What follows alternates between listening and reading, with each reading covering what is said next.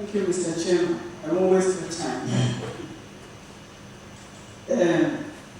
I'm Agbo Joshua, standing in for Mr. Victor Iyanya, a lecturer in the Department of History, Benue State University, Macaulay. The title of his paper is Pottery Making Among the Igede People of Central Nigeria. The paper has an abstract. Just as usual, the voice is mine, but the words are his. I'm only sending it for him. All right. In the abstract, he gave us an overriding view about what the paper is talking. Local ceramic technology, otherwise known as pottery making, has been practiced among the Igede people of Central Nigeria. But let me just lay an emphasis on the word Igede because of its significance. The word Igede means three things. It means the people, it means the language, and it means the land. All right.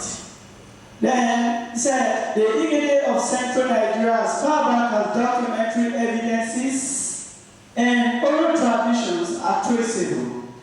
So what the abstract is saying in this sense is just to give us a purview about the history of ceramics in Igede land and about the Igede people, because the introduction takes care of the history of the Igede people, their migration history. It is said that they migrated from Edo State as a result of war between the Ora people and the Igede people. There was a time that the Igede woman went to the river to fetch water, and there was a quarrel between the Igede woman and the Ora woman. So it resulted in a fight, and the Ora woman broke the pot of the Igede woman. So the Igede woman now insisted that the same pot should be replaced, not to mold or to do anything. The very pot that was broken should be replaced. So that escalated, I think, into war. And as a result of the domineering influence of the Ora people, the Igede people were forced to leave the land, and they started migrating towards the Benue Valley through Enugu, Cross River, and to the Benue South, where they are finally settled now today. Okay, this is to tell us now how important, pottery making is to the people. They attach value to it because it has become a means of economic empowerment to the people of Igede. So that is just the whole history about the Igede people. Because I'll be dramatic here, not to waste your time. So moving to the craft of pottery making among the Igede people, one fact is that is pertinent to establish before going ahead to dwell on the nitty-gritty of pottery making procedure among the Igede people is the fact that, in spite of the general homogeneity of procedure for pottery making among the Igede, there exists some negligible departures from the community to another, or from individual to individual in terms of greater details. The main determinants of these minor differences are the different qualities of clay that are available in different localities, the difference in individual proficiency and or communal adroitness, that's the skills, and the use for which the pottery objects are meant, among other things. Then the writer gave us some steps in the pottery making process. He gave 7 steps. The first one is digging, and he provided a native explanation for that. Orubu in Igede means digging. This is the very first stage in the process of pottery making in Igede. As in other places where the art is practiced, it implies the extraction of clay, which is the raw material for pottery making, from locations where it occurs naturally. Clay, which is known to the Igede people as ume, is largely made up of hydrated silicate of aluminium known as squalene, which usually results from the weathering of feldspathic rock. It usually occurs in a mixed state with other impurities, such as particles of mica, quartz, and iron ore, among other things. Then, the step 2 is the preparation. And the local explanation for that is ume or ijurale. This refers to the systemic and continual blending of a clay substance into a smooth homogeneous mass before its actual use. This becomes necessary because the smallest microscopic particle that constitutes clay is a plate-like shaped crystal. These crystals are separated from one another by water. The volume of water that is trapped in between these crystalline formations therefore determines the degree of plasticity of any given mass of clay. Then the third step is molding or molding. That's the local explanation for it. This refers to the process of forming the prepared lump of clay into the desired shapes and sizes. In doing this, the Igede potters adopt 2 main methods to achieve their aim. The first method, which is usually associated with less skilled practitioners, involves the continuous and or gentle squeezing of the clay mass until the desired shape is achieved. Then the second method is by far more common, entails a continuous step-by-step addition of new rings of clay after they were rolled in. By the palms of both hands.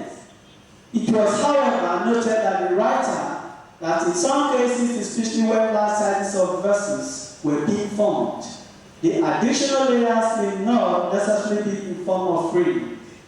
Then step 3, I'm not mistaken, no, step 4 now. That is drying or chobu. On the surface, this appears like a very simple process that nearly everyone can do without the need for any sort of training. However, a closer observation by the writer reveals that the pottery objects have to be positioned in a specific manner in order for the wind and the sun to reach them more easily, they facilitating the foster a drying process. Then the other step is firing, or here. That's the explanation in their language. This refers to the process of subjecting fully dried pottery objects to heat-generated combustion. For the Igede potters, the method most commonly used is the bonfire system. This entails the making of large open fire, which is usually fueled initially by grasses and later sustained by logs of dry woods. Then grazing. This refers to the application of the various kinds of herbal macerations on the surface of freshly fired pottery objects in order to ensure that the surface becomes a little more glossy, more attractive, and more importantly, so as to make it less prone to wearing. This process was found to be in use only among those who engage the molding of objects of aesthetics. Then, challenges facing pottery making in Igede. There are several key factors which pose a significant challenges, to the practice of pottery making among the Igede people. Until and unless such challenges are addressed, the full potential of indigenous pottery making can hardly ever be realized. First and foremost, these potters are mostly illiterate or have very little education. This in itself inhibits the full exploit of their respectful and collective talent. Consequently, the practice of pottery making has not witnessed any meaningful improvement over the years. And furthermore, the fragile and yet cumbersome nature of pottery objects are compared to other kitchen and or household wares made from metal or plastic is another reason why most people find them less attractive. It is a well-known fact that breakable kitchenware suffer most in the hands of children and other younger people. Similarly too, even for some homes where all the children have grown up and they feel they can exhibit enough caution so as to prevent pottery objects from being broken too soon. The other problem may be that of a poor finishing, which sometimes makes them to be less presentable and or less fashionable, as the case may be. There suggested ameliorative measures. In the face of the scenario painted above, that is the face of the challenges facing the pottery making process in the land, it becomes pertinent to suggest ways by which the current situation can be improved upon in order for the age-long tradition to gain due prominence and achieve requisite economic returns for each practitioner. The first area of intervention will have to be the establishment of a cooperative and free society for all potters in need. For some of them, they are gifted, but they don't have the wherewithal to delve into the practice of pottery. So they need to raise the capital in the first place to be able to venture into the business. That's what the writer is suggesting here. Yeah. All right, and again, the problem of illiteracy, this modern day technology, in an age of flourishing civilization like ours, we all need to be knowledgeable enough in any art of technology we are practicing, whether local or national, international, or whatever standard. But we need to have the requisite knowledge. So now, illiteracy is a problem here to the people because they might not be effectively trained to be able to do it to meet up with the modern standard, because everything is fashioned or cast now in the European model. Okay. Then, the one sure way of achieving a meaningful improvement in the skill of the indigenous potters is for the leadership of the suggested cooperative to engage in services of some Western trained ceramic. It is still a problem. See? The services of some Western trained ceramic technologists who will organize periodic training sessions for them. I don't know how to reconcile the art of pottery making as fashioned out by the people in their own traditional way, as to be similar, to that of Western model.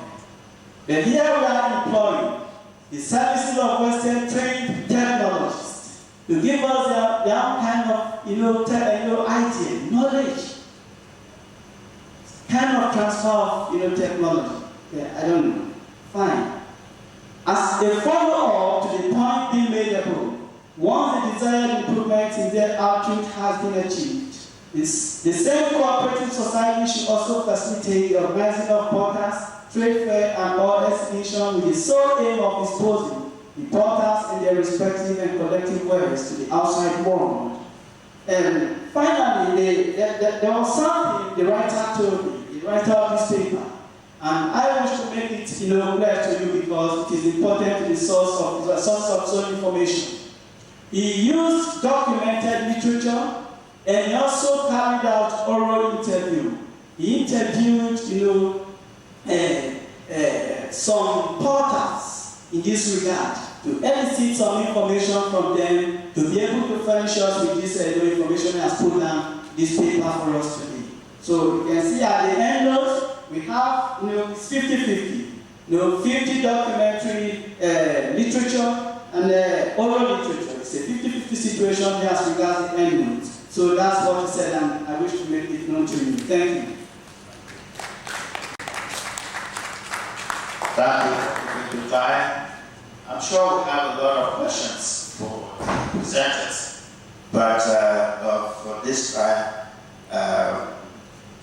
let me see. We have about 45 minutes to ask questions, and then we will answer those questions. But before I allow anybody to raise questions, I want to say one or two things on each of these presenters' papers.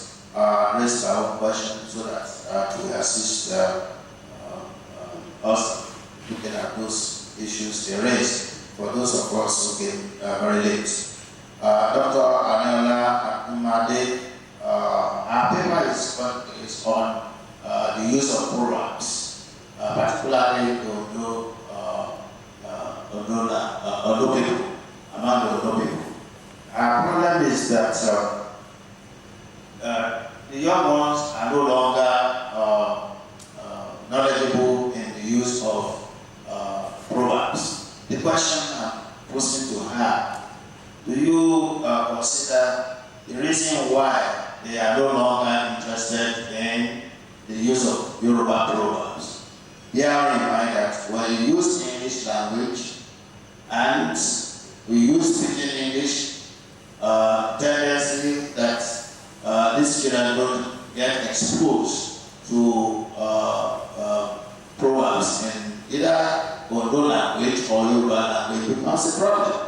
And secondly, if you have your children and you don't teach them your Ondo language and the proverbs, how do you expect them to know how to use proverbs in Ondo language or Yoruba language? Agbo, usual, I have this question for you. African literature. If you look at African literature and you want to say that it must be written in the indigenous language, don't forget that we have limitation when it comes to writing in your local language and then sell your product to people outside. I think what they were booking had that problem. So you need to see why writing in English language provides two things, in my own view. Audience that will read materials because of the impact of colonization on Africans. Two, Africans, they don't even read that much. So the market is outside. And when those of us who are trained become more knowledgeable in the language of those who colonize us, the tendency for us is to read in the language of the colonial masters. I must confess to you, I'm more proficient in English language than Yoruba language. Somebody gave me some books in Yoruba language. I've been backing with the books. I don't know how to read modern Yoruba. If it were the kind of Yoruba that was written by TOFAC in my own generation, it is easier for me to read. But these ones I'm totally lost. So how do you suggest your own understanding and use of traditional language in writing literature for this generation? For Igede people, I have this question. You refer to them, the author refer to them as illiterate. They are not illiterate. They are the most illiterate in their own world because the pottery making is in the knowledge of the people and the creativity of the people. So we are the ones that are actually illiterate. The people are literate. So you must separate that one from concept of literature. Yes. And in presenting the paper of this magnitude, I think, as I've said here, visual pot making is desirable in the presentation of this kind of paper. I wish you communicate that to him. And Dr. Jaiyeoba, housing. Can't government build houses free of charge so that the poor can have a sense of belonging? With the kind of money Nigeria has, I don't think we should allow the private partnership to make money on the poor, because by definition the poor doesn't have money. So it is the responsibility of government to make housing free to the people. I have not been to Libya, but I was was told that Gaddafi built houses for everybody. I don't know how true that is. But why is it that we can't build houses? All this money that the people in the National Assembly are squandering and stealing and all that, can't they use that money to build houses for the poor? I think it's sinful not to provide accommodation for them. Thank you very much. I can now, welcome questions from, yes, thank you. Conference participants. I want to say that I joined 3 presentations, and I want to, because of time, react to the 3. The first is on the Proverbs, really defined as compressed metaphors with either multiple meanings or extended meanings. I think I enjoyed the paper. First, it is a research paper, not an opinion paper. So that's a very good point on the paper. But one thing I feel you didn't mention is the transition from the old Ondo and the modern time. Just as the chairman said, that the old Yoruba, you read the old Yoruba, but the present modern one is finding difficult to cope with. Now, presenter, there is this shift from the printed text to the visual text, to the electronic text, to borrow from somebody yesterday to the technologized world.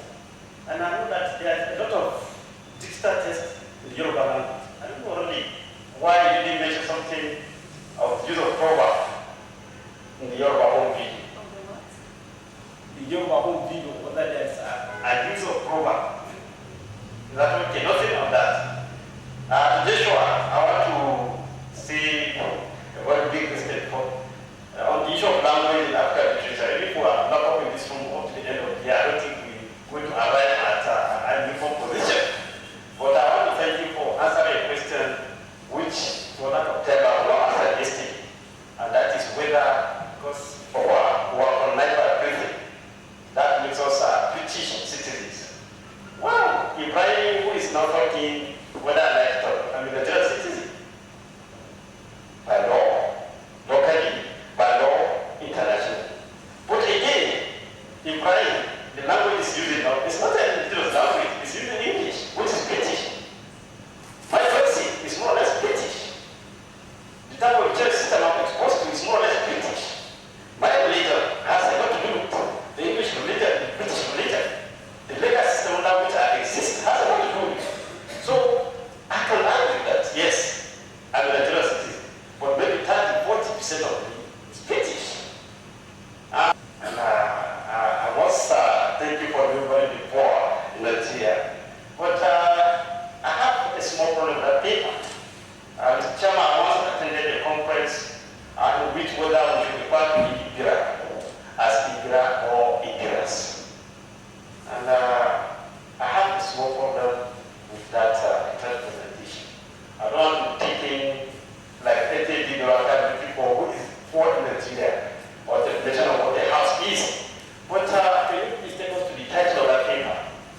It's a small problem. If I'm wrong, please say I'm wrong. This, my tutor here has always been that there are alternatives to every view. And I'm happy about that. He has always reminded me of that. Their own housing problems, the case study in Ibadan. And I thought that the preposition there, I thought it's going to look in a case study of one family in Ibadan. But now I discovered that when we're looking at Obafemi, we are talking of so many households, not just one family. So I feel, I'm in the wrong anyway, that it should have been a case study of Ibadan. But when you say a case study of Ibadan, it implies maybe just one family. But as I said, I'm in the wrong. So you may look at, is it a case study of Ibadan or a case study of Ibadan? Which one would be more appropriate based on the content of your presentation? Thank you. My contribution has to do with I can speak loud. My contribution has to do with the issue of language and in terms of the second presentation. The problem we have with not using Proverb is actually the outcome of the elite thinking that the only way they can bring up their children in Nigeria is to speak English. They don't even speak Yoruba or Igbo or anything at home. But this, for me, shows that we don't understand the capacity of the child to learn as many languages as possible before the age of 5. So if we know that, then the use of proverb will come naturally once they have the language. If you are from Belgium, for example, you are likely to be able to speak up to 5 or 7 languages, European languages, because you will naturally speak English, or Spanish, depending on whether you are French side of Belgium or the Flemish side or the French side. So you will have your own indigenous language, you will have French. You cannot deal effectively in Europe if you don't speak English. You will also speak Spanish, and possibly you will speak Italian. So I happen to have a daughter-in-law that has about 7 European languages. And my own son started French at A level and was competent enough to be able to work in France and use French. So if we know the value of language, we will not limit our children to just English language. And they are not good in English language. When I call it the sit down there.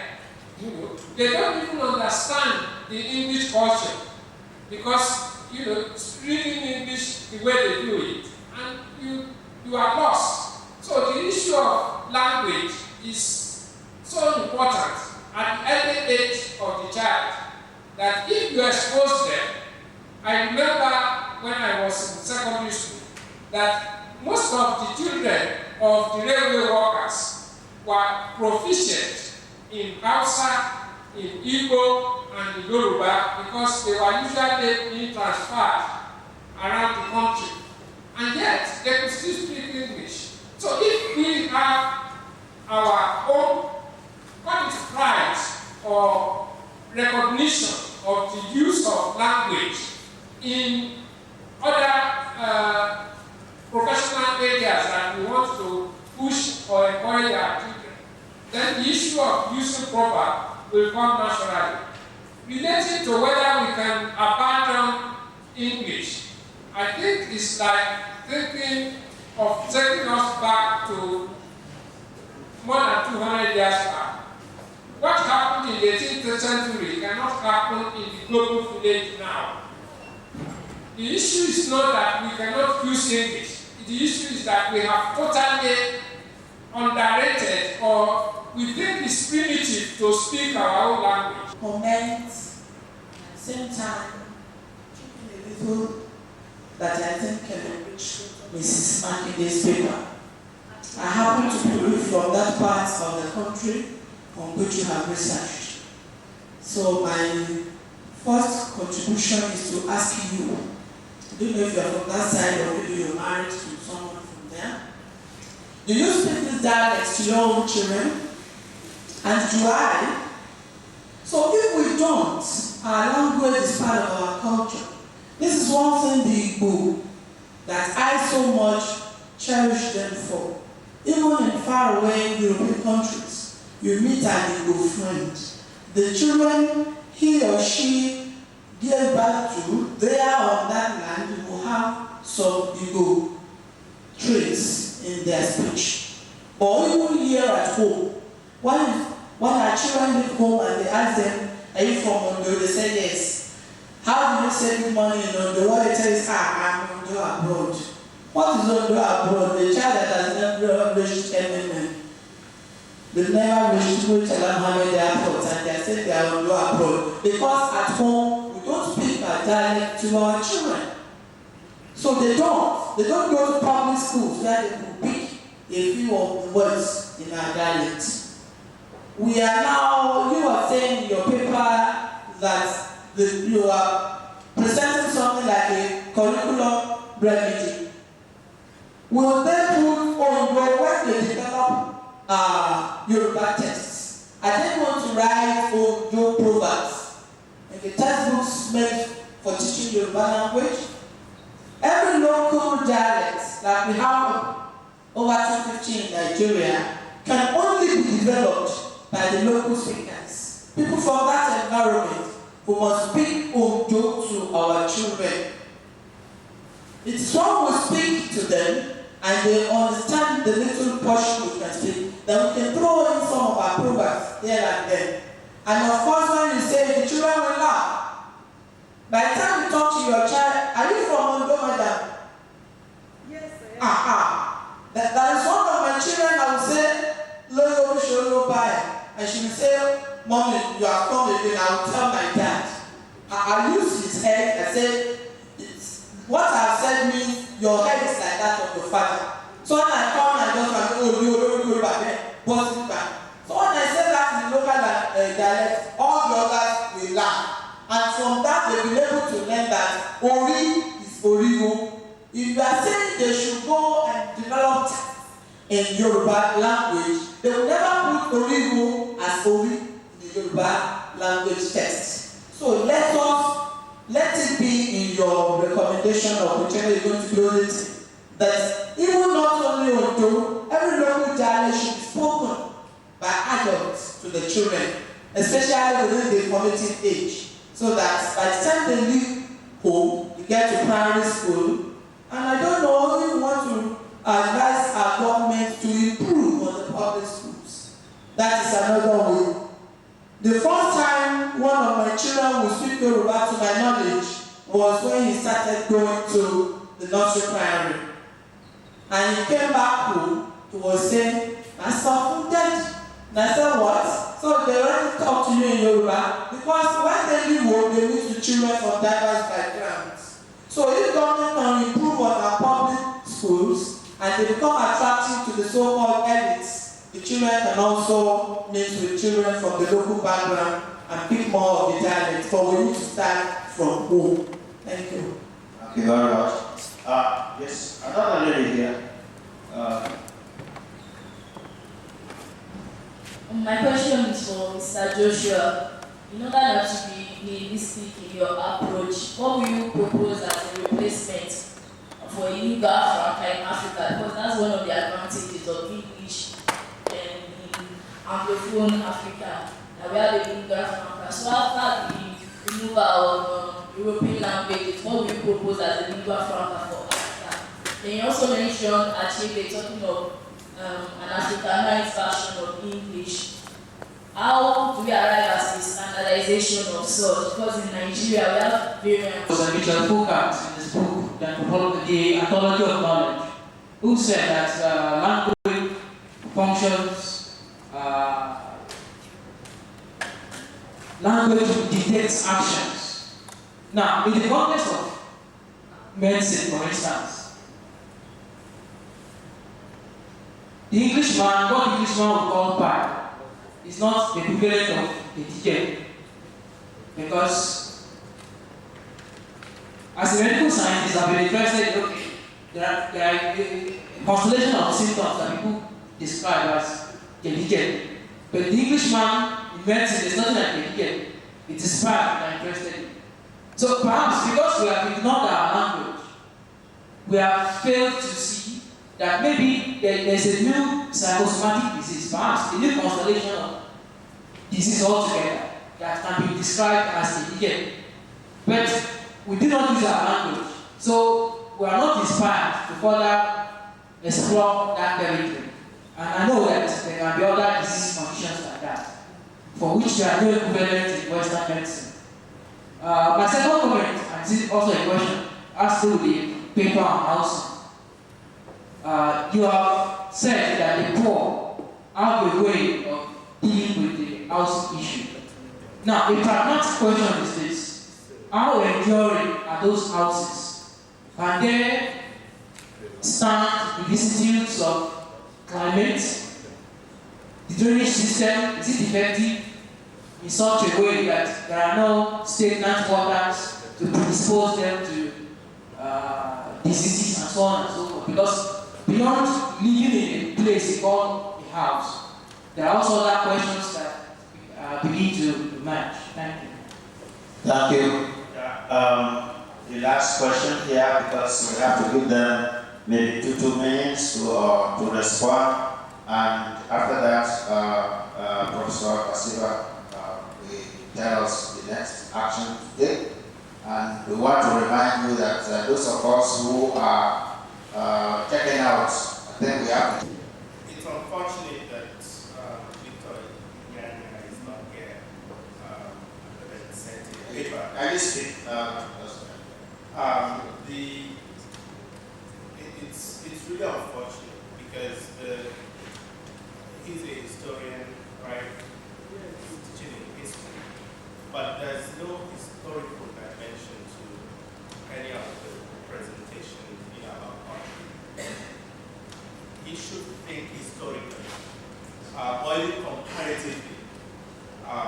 It's as if this is some unique phenomenon that suddenly emerged in this place and so unique. Are there other cultural traditions that are either similar or not to this, and what might be links, historical links to ancient pottery, for North Central Nigeria? We don't know any of that. And I have to also emphasize what the chairman said about making a presentation on pottery without seeing any images in travesty. I think, please convey that to him. Thank you for comment. And capital expenditure and all the sectors they have to spend money into. Actually, theoretically, that is why there was a shift from the product approach to the process approach to actually identify the root of the problem. That is why we cannot meet the requirements both quantitatively and qualitatively. All governments they already realize that, and that's why slowly, even from the middle of the century, in the capitalist economies, they started involving the private sector. And what they have done is to make sure that there is a mortgage in place, there is credit or finance for housing. And that's what makes it difficult for us as a developing economy to even be able to build houses for all the poor and the low income. Now, talking about the title of the paper, which is a case study. Actually, if we wanted to be very precise, we say it's a case study in Ogre, Ibadan. Because what has happened is that there is the expansion of Ibadan, mostly towards the north and the east and the west. The north and the east on the other side of the expressway, towards Igede and Akinmade local governments, and then towards the Benue area. You also have expansion towards Ojo and Oyo area. So why we call it a case study is that we're taking that particular area as a case study, and it's a case study approach so we can have intensive studies and intensive description and analysis and description. And that's why we call it a case study. To be precise, a case study in Ogre, Ibadan. That's what it is. Now, my scientist friend was talking about how enduring the houses that the poor build, how enduring they are. Well, housing has quantitative and qualitative issues involved. Now, when it comes to the houses the poor or the low-income people, what happens is that they utilize an incremental approach. That is, what they build initially might not conform to elitist or all other income standards. But eventually, they start to improve the house, and then they start to improve it relative to the societal requirements. They too know that they need all those things, and they want them. And that is why we've not been able to provide for them, and they are providing for themselves. Because what happens is that when you have the finished house, and this is where governments and institutions fail. They want to make a ready-made house and call it low-cost or low-income housing. Where will the poor have? They don't make money in bulk. They make it in small bits. Therefore, the same kind of reasoning that who did when they came to Africa, they asked for the title for the land, we can't find it, nobody owns the land. That doesn't make sense. Thank you. No, we don't have time. Why youths no longer use proverbs? I think this has already been answered because we parents, the so-called elites, don't speak the language or their various languages to their children, and this makes it very impossible for them to. I will use myself as an example. I spoke to one of my children, poor, that is, leave that place. The next thing was that all of them started laughing. They were laughing. I was wondering why they were laughing.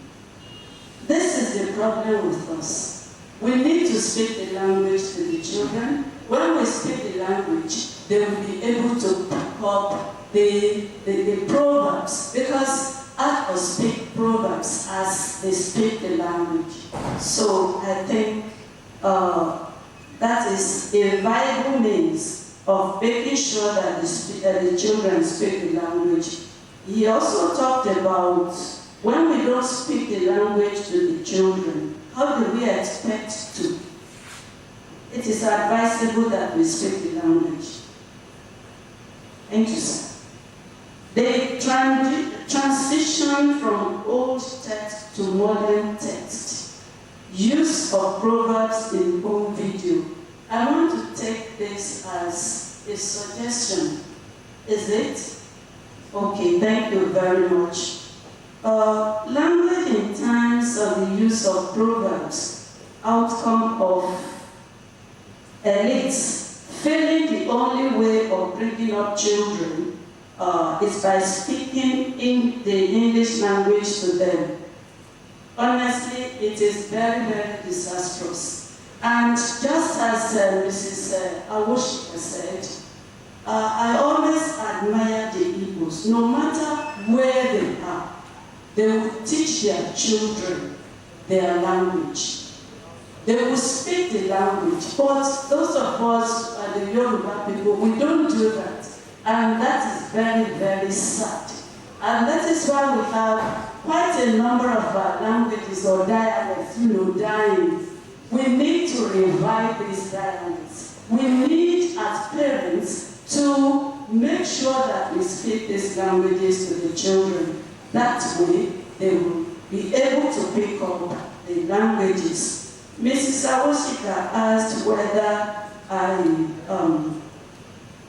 will they write Ondo proverb in? No, they will not.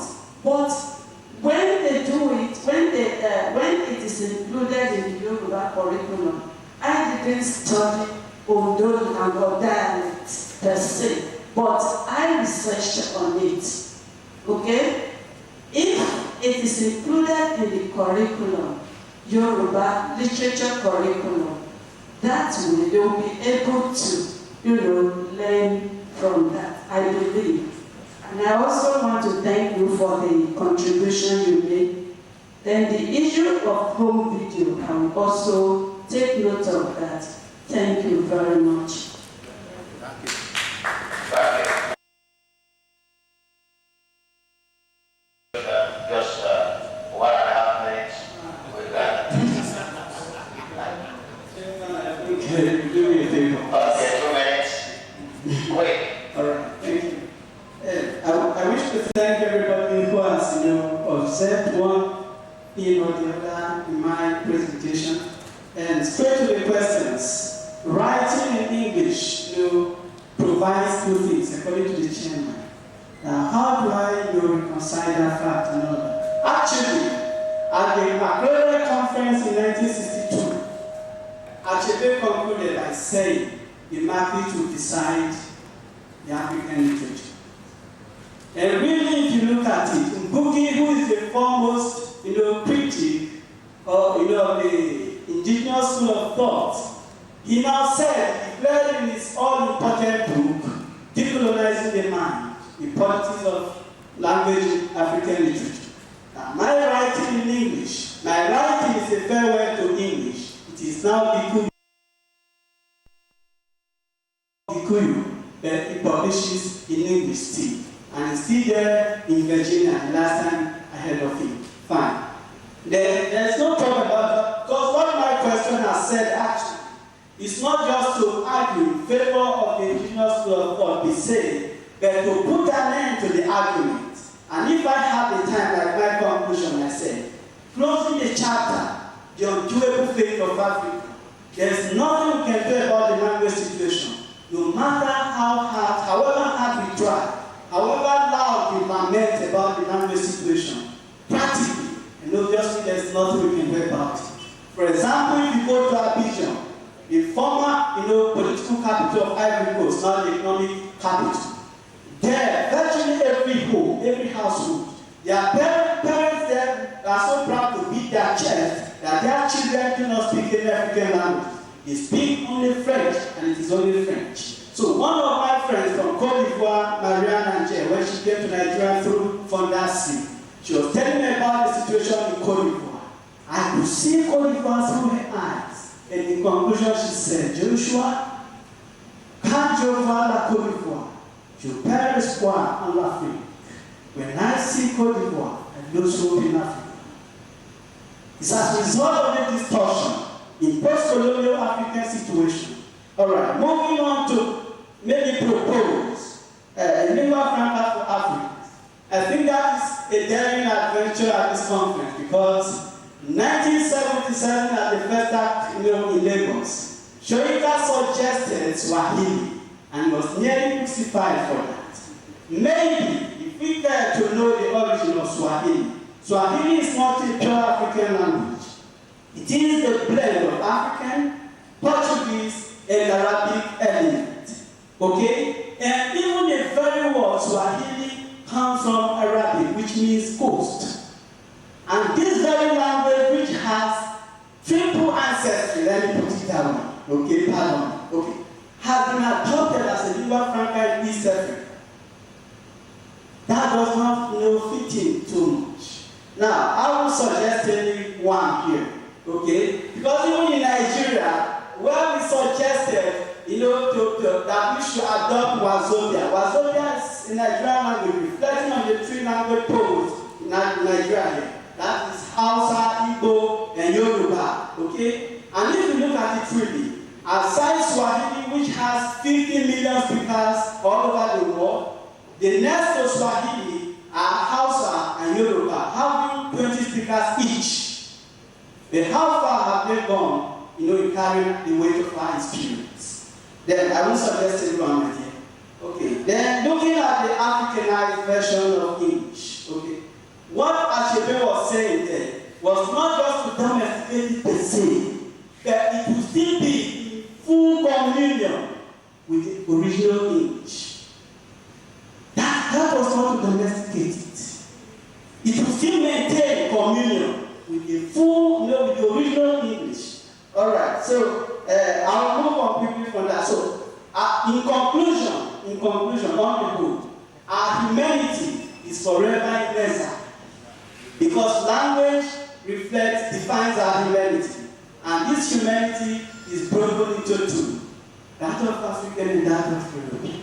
So we have a double, identity, double personality. Forever, our humanity is in exile. There's nothing we can do about it. That is the conclusion of my paper. Thank you. Thank you very much. Let me say, in addition to Kiswahili, in Tanzania, they use Kiswahili as the only language of communication in schools and everywhere. But it did not help them that much. They have to change. Kenya uses Kiswahili and English. Okay? And the nation that uses just Kiswahili, as it said in East Africa, we not developed. And Tanzania has been one of those countries in East Africa that has not developed. So thank you very